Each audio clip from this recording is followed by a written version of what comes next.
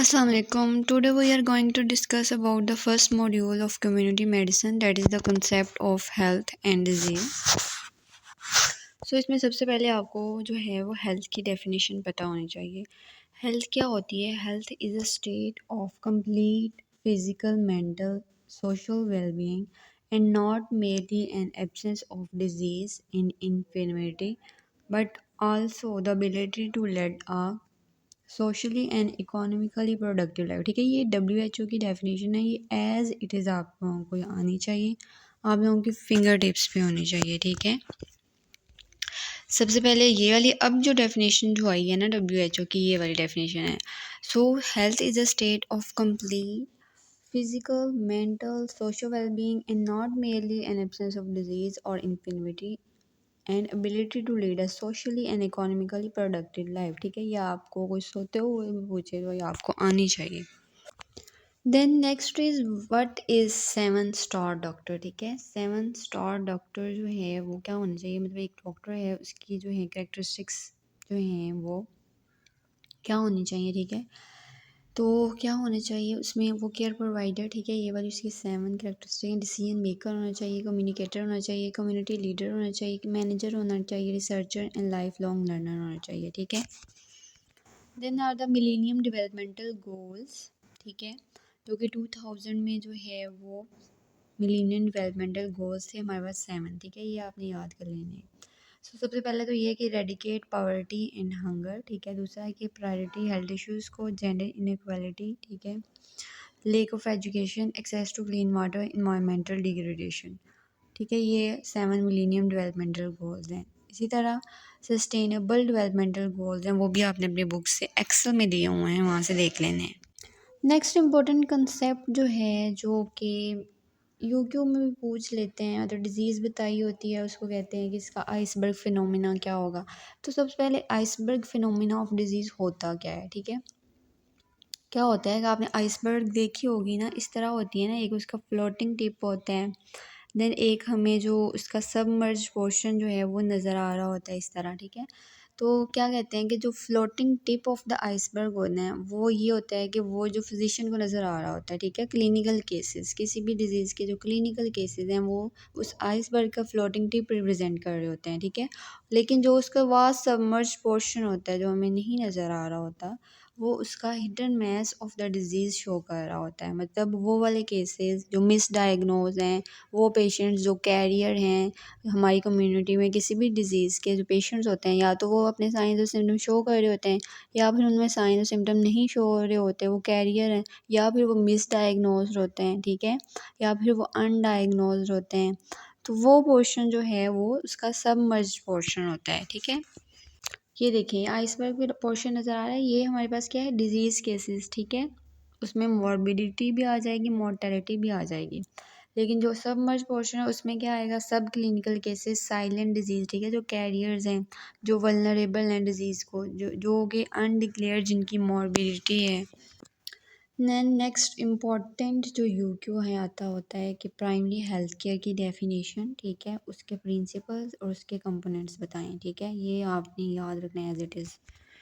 So, what is primary health care? So, it is essential health care based on practical, scientifically sound, and socially accessible methods and technology made universally accessible. यहाँ पे accessible आना है to the individual and families in community through their full participation and at a cost community and country can afford to maintain at every stage of development in spirit of self determination। थोड़ी सी लंबी definition है, इसको आपने याद रखना है। ठीक है, एज इट इज़ आपने याद रखना है, इसको 4-5 दफ़ा करेंगे तो इंशाल्लाह याद हो जाएगी। Then what are the components of primary health care. So सबसे पहले तो हेल्थ एजुकेशन है, second one is good nutrition and food supply, third one is adequate supply of safe water and basic sanitation, fourth is maternal and child health care, that is family planning, and then fifth one is immunization against infectious diseases, sixth is prevention and control of common diseases, seventh is provision of essential drugs, and eighth is promotion of mental health। So these are the 8 components। ठीक है, ये भी आपको पूरे 8 आने चाहिए। ठीक है, कोई मिस नहीं करना आपने, इसके मार्क्स होते हैं डेफिनेशन, कंपोनेंट्स, ठीक है, और प्रिंसिपल के।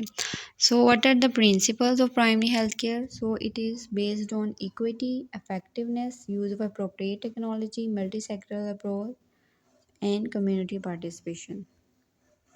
Next is selective primary health care, ठीक है, ये भी गोबी FFF, ये इसके निमोनिक है, इसे आपने याद रखना है, ठीक है, सिलेक्टिव प्राइमरी हेल्थ केयर को।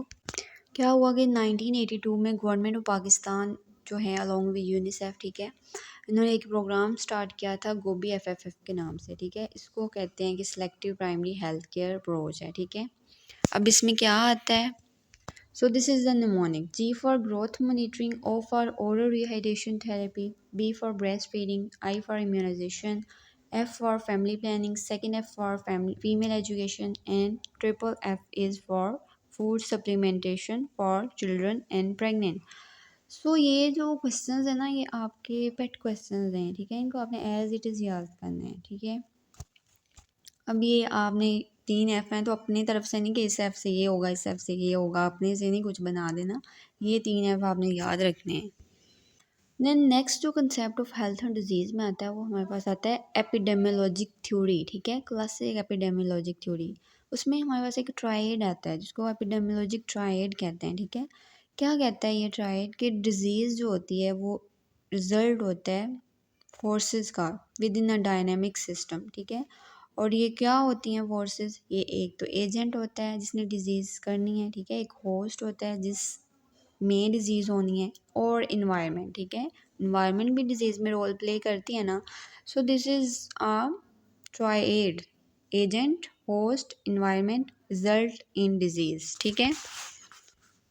अब अगर हम इसकी एग्जांपल की बात करें कि एपिडेमियोलॉजिकल ट्रायड, अगर हमें आता है कि एपिडेमियोलॉजिकल ट्रायड ऑफ टीबी, ठीक है।